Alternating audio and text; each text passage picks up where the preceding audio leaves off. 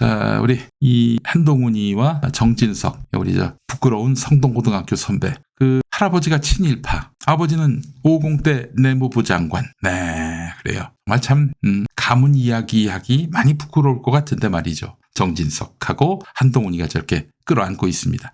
한동훈이가 요즘 그 동선이 어떤지 잘 보면요. 이기는 곳이었는데 질지도 모른다고 염려되는 곳 있죠. 거기가 바로 박빙의 승부가 이어지는 곳이다라고 보시면 됩니다. 예. 자, 이 골든 크로스를 운운했는데 한동훈이가 아니 골든 크로스라는 말은 뭡니까? 치고 있다가 역전돼가지고 이긴다는 말 아닙니까? 한동훈이가 언제 우리가 진다라고 얘기한 적이 있었나요? 처음 듣는 얘기인데. 네. 자, 여론조사 깜깜이 기간이다 보니까 지금 저 한동훈이가 그 골든 크로스 운운했을 때 참 마음이 많이 불편하셨을 거예요. 어떻게 여론조사 깜깜이 들어서서 역전이 될 수 있는가? 그렇다고 또 국민의힘이 특별히 박수 받을 일, 점수 딸 일을 한 것도 아닌데 이거 어떻게 된 거지? 정말 보수층이 막판에 결집하는 건가? 예, 여러분. 일단 오늘 한병도 더불어민주당 선거대책위원회 전략본부장의 말을 들어보시면 됩니다. 적어도 이제 민주당에서 이거 하나 빼놓고는 전부 다 사실을 얘기해요. 의석수 전망. 150 플러스 알파 됐으면 좋겠다. 이런 말 하잖아요. 150이 목표일까요? 그런 생각도 들고 현재 민주당이 150개 선거구에서 앞서간다는 얘기일까요? 비례대표 빼고. 예, 그거는 좀 엄살이라는 느낌을 제가 받습니다만은 일단 한병도 더불어민주당 선대위 전략본부장의 말을 들어보죠. 우리는 한 번도 야권 200석을 얘기한 적이 없다. 맞습니다. 한 번도 야권 200석 될까 말까 이 비슷하게 언급한 적도 없어요. 이재명 대표 밑으로 모든 후보가 그냥 150 플러스 알파면 좋겠다 이런 얘기만 했지 200석 비슷하게라도 한 적이 없습니다. 200석 얘기는 국민의힘만 하는 거예요. 국민의힘만. 여러분 200석이 되면 나라가 망합니다. 나 정말 참 동훈아 너희가 이기면 그야말로 나라가 망하는 정도가 아니라 폭망을 해요. 너희들이 정말 최소 선전하는 순간 나라는 망해. 어쨌든 200석 가능성 이거 얘기한 사람은 한동훈입니다. 야권에서 얘기한 적이 없어요. 여권에서만 얘기했을 뿐이죠. 한병도 본부장은 목표는 151석이고 순항 중이다 이렇게 얘기를 했습니다. 어쨌든 말씀드렸다시피 전략적 엄살이라고 봐야 될 것입니다. 151석 플러스 알파 200석일 수도 있는 거 아닙니까? 그러나 200석 비슷하게도 얘기한 바 없는 한병도 본부장입니다. 여러분 그렇게 이해하시면 될 것입니다. 사실 지금 200석 운운하면은 저쪽이 여권이 결집할 가능성이 있기 때문에 보수층이 결집할 가능성이 있기 때문에 대단히 신중하게 지금 전망을 얘기하고 있는 거예요. 그러니까 지금 언론들이 민주당은 150 플러스 알파 얘기하고 이놈들은 되지도 않을 120, 130석 얘기하니까 얼추 이렇게 합해보면은 한 270, 280 나오는 거 아니에요. 그렇죠? 이렇게 선거 결과가 나오겠구나라고 생각을 하고 있는데 여권은 뻥튀기 하는 것이고 야권은 엄살을 부리는 것이다. 이렇게 보시는 것이 옳습니다. 자, 여기까지는 전략적 엄살이었고요. 한병도 본부장이 이제 이야기하는 부분은 사실에 가깝습니다. 아니 사실이에요. 자, 첫 번째 한동훈의 골든 크로스 분석. 우리 분석 결과 그런 건 없다. 그러니까 이제 한동훈은 지금 역전이 돼가지고 국민의힘이 다수당이 될 것처럼 지금 얘기하고 있는데 우리가 보는 판세에서는 그건 사실이 아니다. 한동훈이가 뻥카를 친 것이다. 이렇게 얘기를 했습니다. 맞습니다. 요거. 그럼 김용민이 너는 뭔데? 김용민이가 뭘 알아? 하실지 모르겠지만 저도 나름대로 빨대도 있고 안테나도 있습니다. 레이더도 있고요. 어쨌든 한병도 본부장의 말. 한동훈이 말한 골든 크로스 그런 건 없다. 요거 맞습니다. 경기 인천 흐름은 긍정적이다. 네, 긍정적이라는 표현이 대단히 온건한 표현이죠. 어쨌든 맞습니다. 경기 인천 흐름 긍정적입니다. 서울은 한강벨트 유의미한 흐름이다. 이런 말도 했습니다. 한병도 본부장이 유의미한 흐름 무엇일까요? 한강벨트에서 가장 난조를 보이는 곳이 어디죠? 서울 동작을 아니겠습니까? 여기까지만 얘기하겠습니다. 자, 그래서 이재명 대표가 거기를 돌고 있다. 이렇게 얘기를 했습니다. 이 대표가 어디를 주로 많이 돌고 있나요? 여기까지 하겠습니다. 자, 강남 서초 불리한 지역이지만 유의미한 변화가 일어나고 있음. 그래서 집중하고 있음. 자, 강남 서초 어디를 들렀는지 이재명 대표의 동선을 주목하시기 바라겠습니다. 네. 자, 동작을 상승 국면 많은 의미를 두는 중이다. 이런 말도 했습니다. 한병도 본부장이. 자, 경기도의 안산, 양문석, 수원, 김준혁 별 영향 없음. 별 영향 없음. 이렇게 한병도 본부장이 이야기했습니다. 자, 그런데 박용진이가 오늘 SBS 라디오 나가서 뭐라고 그랬습니까? 격전지 살얼음판인데 양문석, 김준혁 문제 심각하다 이렇게 얘기하고 있습니다. 이제 와서 양문석, 김준혁 아웃시키라고 지금 얘기하고 있는 거예요. 용진아, 너 혹시 윤영석 아웃시키라는 말을 할 생각은 없니? 이렇게 아무리 후보가 안 됐다고 해도 그렇지 이렇게 아군에 대해서 총질을 해서 되겠어? 그런 언급 자체를 하지 말아야지. 네가 당인이라면은. 그리고 말이야, 오늘 저기 이화여대 앞에서 우리 젊은 동문들이 나와서 기자회견을 했습니다. 젊은 동문만 나온 게 아니라 고은광순 한의사 분인데 이분도 이대 동문이셨나 봐요. 나오셔서 폭탄 발언을 하셨습니다. 너무나 가슴 아픈 가족사를 이야기하셨는데 큰 이모가 계셨는데 김환란의 제물로 바쳐졌다. 이런 폭로를 하셨어요. 미군들과 단체 미팅을 한 후에 정신분열로 끝내 스스로 목숨을 끊으셨다는 거예요. 그 미팅이 어떤 미팅인지는 여러분이 판단하시면 되겠습니다. 미군들하고 단체 미팅을 한 뒤에 정신분열로 끝내 스스로 목숨을 끊으셨다. 김환란 때문에. 스승인 김환란 때문에. 제자인 고은광순 선생의 이모가. 근데 김준혁이가 막말을 해? 얘기했잖아요. 제가 김준혁 후보가 거짓말을 한 게 없다고. 사실 아닌 이야기를 한 바가 없다고. 아울러 역사적으로 있었던 일을 갖고 논평을 했다고. 아니 그게 만약에 그 논평이 동의가 안 되면은 토론하면 되지. 저 사람은 잘라버려야 된다고. 이게 여론몰이를 하고 있어요. 이게 언론이 할 짓입니까? 그런데 이 박용진이는 거기다 또 수저를 하나 올려놓고 있어요. 박용진이는 앞으로 미래가 없게 해야 합니다. 민주당에서. 나가서 딴 당 가가지고 뭘 하든 그야 박용진이 알아서 할 일이지만 더 이상 민주당에서는 박용진에게 희망이 없다는 거를 당원들이 보여줘야 해요. 그리고 서영교 의원 이대 총학생회장 출신이라고 김준혁 교수를 향해서 공격을 했는데 이대 총학생회 이전에 당신은 민주당원 아닙니까? 민주당의 이익을 위해서 활동해야 되는 거 아니에요? 근데 지금 자당 후보를 저렇게 뒤통수를 쳐 김준혁이를 잘못 공천했다라고 사람들한테 인식하게 만들어? 그럼 뭐야? 민주당의 이익에 반하는 행동하는 거 아니에요? 뭐 때문에 그런 이적 행위를 합니까? 나 참 이상한 양반이네 진짜. 서영교 늘 그런 식이었죠. 서영교의 정치가 늘 그런 식이었습니다. 그 사람은 크게 될 정치인 아니에요. 늘 그런 식으로 정치를 해왔던 사람입니다. 다시 한번 제가 정리합니다. 김준혁 교수는 거짓말을 한 바가 없어요. 역사적 사실에 대한 논평을 했는데 그 논평이 일부는 듣기 불편할 수도 있고 또 이제 대중을 상대로 한 정치인으로서 이제 후보로서 그 부분에 대해서 유감을 표시한 정도로 끝내는 게 옳은데 그냥 아예 사람을 사육을 합니다.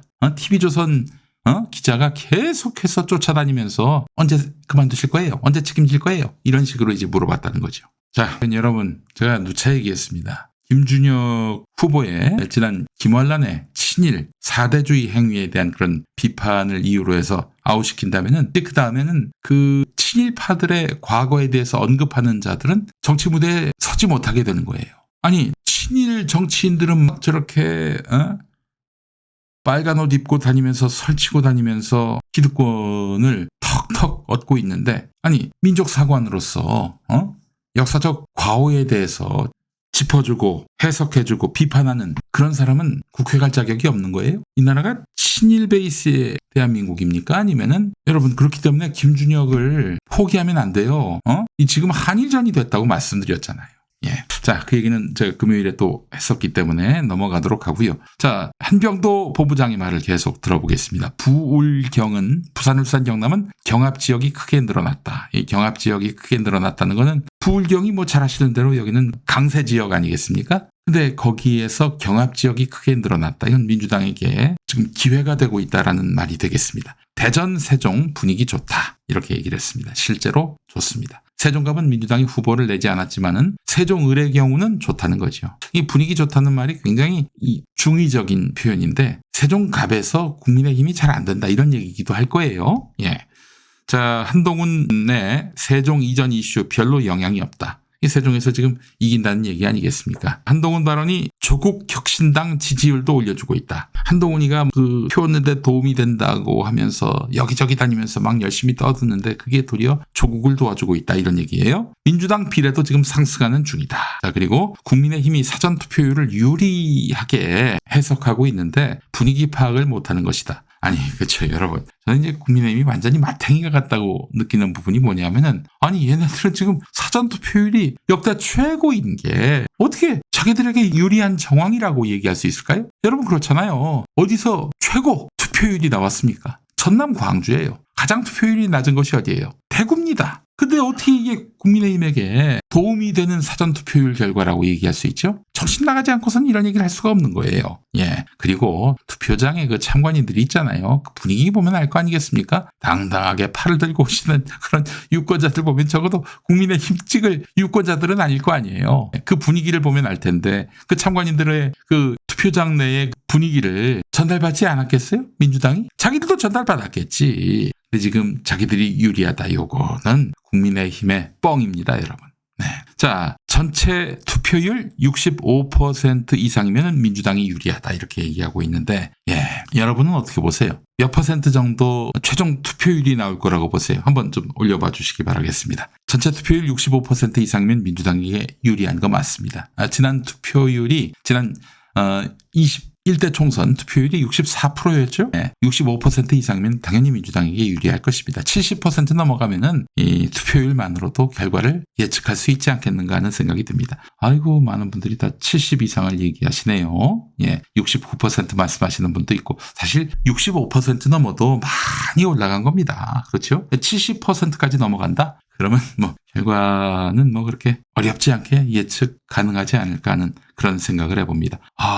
78%까지 얘기하시는 분이 있네요. 대선급이네요. 사실 국민들의 분노로 보자면 78%도 무리한 전망은 아닌 것 같아요. 9,999%. 네, 장난치지 마시고 71.3 김민석 상황실장 전망처럼, 네, 71.3%면 정말 엄청난 투표율입니다. 총선에서. 자, 오늘 조선일보가 말이죠. 여조 라이팅을 하더군요. 여론조사 가스라이팅을 하던데 100석에서 120석 국민의힘이 그렇게 된다고 하는 거예요. 몇 주 전에는 100석도 안 될 수 있다고 하더니 그렇게 전망을 하니까 이 보수 유권자들이 투표장에 안 나가는 거야. 그래서 100석에서 120석 될 수 있다. 이걸로 지금 또 여조 라이팅을 하고 있어요. 네. 사람들이 이 100석에서 120석 나올 수 있다라고 뭔가 좀 밝은 전망을 제시하면 아마 나올 것이다, 이렇게 조선일보는 생각하고 있는 모양입니다. 자, 결과를 한번 보도록 하겠습니다만은 조선일보가 희망사항을 얘기하는 것이다라고 저는 예측합니다. 저도 알아봤죠. 조선일보가 100석에서 120석 될 수 있다라는 그런 전망이 과연 사실인지, 사실에 기반한 것인지. 예. 근데 제 결론은 조선일보가 투표장 안 나가려고 하는 보수 유권자들에게 손수건을 흔드는 것이다. 사실을 이야기하는 것이 아니다. 이렇게 판단을 하게 됐습니다. 네. 자, 오늘 이사에서 민주진보 커뮤니티라 할 수 있는 그 이사에서 한 분이 이런 글을 쓰셨습니다. 시간 지나고 보면 김엄마가 하신 말이 다 맞았음. 김용민이가 한 말이 다 맞았다. 그렇습니다. 여러분, 제가 선거 나갔다가 떨어진 이후에 정치 전망은 웬만하면 틀리지 않았습니다. 2016년 총선 기억하시죠? 그때 이제 새누리당과 더불어민주당, 새누리당이 150을 넘어서 180석까지도 할 수 있다, 이런 전망이 나왔을 때였어요. 저는 그 4월에 있었던 총선인데 2월부터 국민의힘이, 당시 새누리당이 제2당이 될 것이다라고 예측했습니다. 기억도 납니다. KT 수원지사인가요? 거기 강당을 빌려가지고 국민TV 공개방송을 했는데 제가 그때 얘기했어요. 새누리당이 제2당이 될 것이라고. 정확하게 맞아떨어지지 않았습니까, 여러분? 자, 그 스픽스에서요, 개표 방송한다고 저한테 녹화를 좀 하나 해달라고 요청이 왔어요. 예, 그래서 제가 이 자리에서 답을 해보려고 합니다. 우리 시청하시는 분들이 다 보시는 앞에서 미리 전망을 좀 해보려고 합니다. 아니, 제가 무슨 희망사항을 얘기하는 것도 아니고 객관적인 추이를, 근거를 갖고 말씀드리는 건데 그것도 말하지 말아라. 민주당에 도움이 되지 않는다. 그렇게 몸 낮추고 엄살을 피우고, 그거는 민주당 지도부나 후보들이 할 일입니다. 제가 뭐 민주당적도 없고요. 앞으로도 그런 당적을 취득할 생각이 없는 사람입니다. 평론가예요. 한마디로 말해서. 물론 언론에서 아무도 저에게 뭐 전문가 취급은 안 해주지만 이게 스픽스는 좀 취급을 해주네요. 고맙습니다. 우리 스픽스 관계자 여러분들. 제가 틀릴 수도 있습니다, 여러분. 그런 점을 저 전제하고 하는 건데 사실 지금 대파 하나 때문에 이 선거판이 매우 뜨거워졌지 않습니까? 그 대파를 갖고 풍자하시는 분들 그분들의 그 심리 기저에 뭐가 있을까요? 정권 심판론이 대세고 다수 국민들이 이런 윤석열 정권의 무능에 대해서 분개하고 있다라는 자신감, 공감대 그거 아닐까요? 이거 어디서 나왔습니까? 선거 전망에서 나온 거라고요. 이길 수도 있다라는 자신감. 사실 저는 민주당은 끝까지 몸 낮추어서 우리 국민들에게 한 표라도 구걸하는 그 자세는 옳아요. 그러나 그렇지 않은 우리 민주시민들은 위축돼서 이러다 지면 어떡하나? 그래서 선거 자체가 스트레스가 되면은 안 돼요. 즐겨야 합니다. 이길 수 있다는 자신감을 가져야 되는 거예요. 지면 어떡하지? 그런 사람도 필요할 수 있겠죠. 그런 분들은 지금 꺼주시기 바랍니다. 딴 데 보세요, 그냥. 저는요, 지면 진다고 하는 사람입니다. 기억하시죠? 대선 때 그 청와대에서, 문재인 정부 청와대에서 재난지원금 지급 안 된다 이렇게 선을 그었습니다.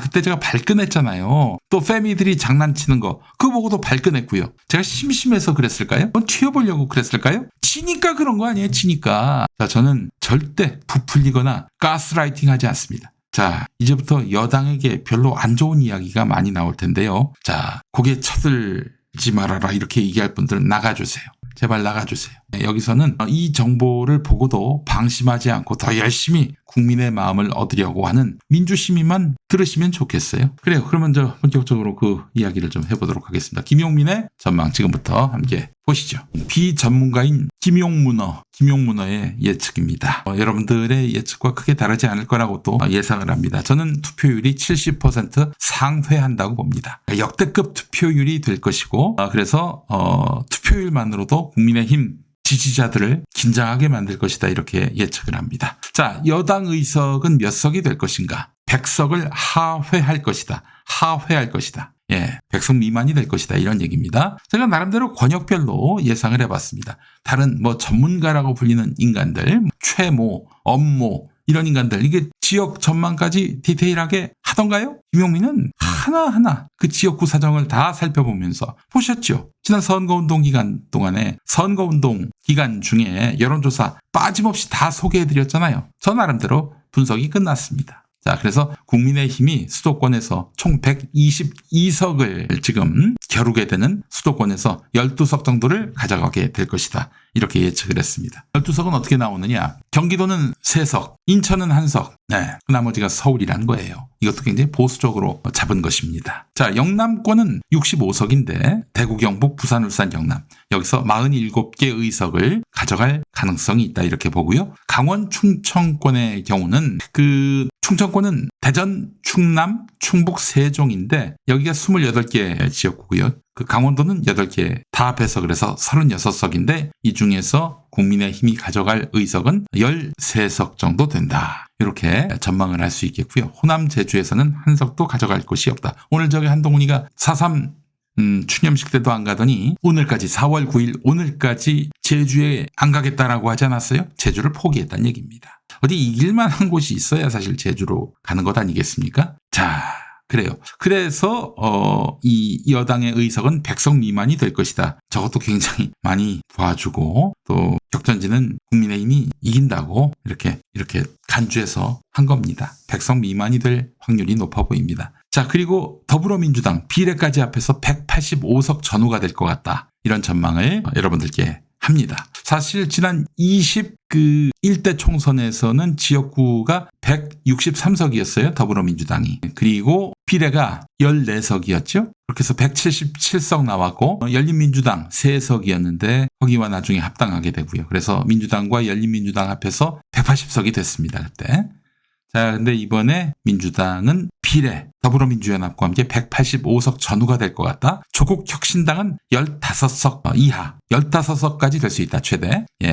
그러나 그 이상을 넘기는 어려울 것 같다. 이렇게 전망이 되고요. 진보당 같은 경우 더불어민주연합 안에 진보당 후보가 이제 포함됐습니다만은 지역구, 지금 울산 북구와 부산 연제 지역 이 두 군데에 승리 가능성이 있습니다. 그래서 이렇게 판단을 해보면은 여당의 참패로 끝날 공산이 매우 높다 이런 얘기입니다. 여러분, 제가 지금 이백석 얘기 하지 않았죠? 이백석 얘기 안 했습니다, 여러분. 네, 저는 이백석 얘기를 선거 끝날 때까지 하지 않으려고 합니다. 네. 자, 제 예측은 이렇습니다, 여러분. 그러면은 더불어민주연합, 조국혁신당, 비례정당인데 국민의힘의 비례정당, 위성정당인 국민의 미래는 어떻게 될 것인가? 조국혁신당 정도 나올 것 같아요. 15석 정도? 15석 정도가 되지 않을까 하는 게 제 예측입니다. 그 이상 가져가기 어려울 거예요. 예. 자, 제 예측은 이렇습니다. 터무니없는 예측 아니죠? 네, 여러분들이 아마 많이 공감하실 겁니다. 지금까지 나온 여론조사를 종합해 봤을 때 이런 판단을 해보게 되는 것입니다. 네. 자, 그렇게 되면은 나머지 정당, 개혁신당, 새로운 미래, 그리고 녹색정의당, 소나무당, 또 자유통일당 그 예측까지는 제가 하지 않겠습니다. 근데 녹색정의당은 그 어떤 조사를 보더라도 빵석이 될 것 같습니다. 예. 그 예측은 좀 가능할 것 같아요. 예. 자, 여러분들께 김용민, 업무 최모 같은 전문가가 아닌 비전문가 김용민의 예측입니다. 그러니까 김용민이가 별로 그렇게 신뢰도가 높지 못한 사람이기 때문에 그냥 한 귀로 듣고 흘리셔도 됩니다. 머리 쳐든 거 아니에요. 있는 그대로 얘기하는 겁니다. 제가 무슨 때려맞히기 식으로 한 거야. 전문가로 불리는 업무 같은 사람이죠. 아직도 국민의힘이 150석 얻는다라고 주장하고 있대요. 지난번에는 170석인가 얘기하다가. 예, 그래요. 그 사람이 업무너 이렇게 통한다면서요? 업무너 같은 소리 하고 있네, 무슨. 지난 21대 총선, 2020년 총선 때 180석을 맞췄다고. 아니, 180석 맞춘 거는 유시민 아닙니까? 유시민도 그때 180석 얘기했다가 막 그냥 비난을 많이 받았잖아요. 양정철 같은 인간한테. 고개를 쳐들지 말라고. 근데 김용민이도 그때 180석 예측했습니다. 근데 그 사람 지난번 서울 강서구청장 선거 때는 김태우 공천 잘했다. 김태우가 이긴다. 이랬던 사람입니다. 이쯤 되면은 이게 후루꾸라는 생각을 좀 해볼 필요가 있지 않을까요? 근데 한결의 경향조차도 업무를 전문가로 막 추앙하고 그 인간 코멘트를 따더라고. 네, 여러분, 저 선거 끝나고 업무의 예측을 제가 제대로 비평하도록 하겠습니다. 정말 참 어처구니가 없습니다, 진짜. 아니, 이 바닥에서 선거 예측이 제일 잘 되는 사람은요, 유시민입니다, 유시민. 네. 유시민 보세요. 2월에 민주당 공천 논란으로 해가지고 막 그냥 언론들이 민주당 이번에 망했다. 또 여론조사 보니까 또 국민의힘 지지율이 올라가지고 또 국민의힘이 승리하겠구나. 이런 기사가 한겨레까지 실리던 그 시기에도 변함없다. 이렇게 얘기를 했어요. 물론 김용민이도 그랬습니다. 김용민이도 그랬어요. 왜냐하면 이 정권 심판론 이거를 흔들 수 있는 그런 이슈나 어떤 이벤트가 없었던 거예요. 예. 자, 우리 트리골드님 10,000원 보내시면서 야당이 승리하면 바로 다음 날 조중동은 협치 운운하고 민주당 잔존 수박들은 또 법사위 넘겨주자고 할 것 같아요. 아닙니다. 이재명 대표는 그럴 사람 아니에요. 지금까지 수박들이 장악했기 때문에 가능했던 일들, 수박이 사라진 마당에서는 여러분들 걱정 안 하셔도 됩니다. 이재명이 그 더러운 꼴을 다 봤잖아요. 그리고 민주당이 어떻게 무너졌고 당장 그 민주당 기반으로 다음 대선을 치러야 되는 사람이 이재명 아닙니까? 이재명이 그렇게 하도록 내버려 두겠어요? 그거는 너무 기우다. 별 걱정 안 하셔도 된다. 사실 말이죠. 지금 당대표가 친문이면요. 김준혁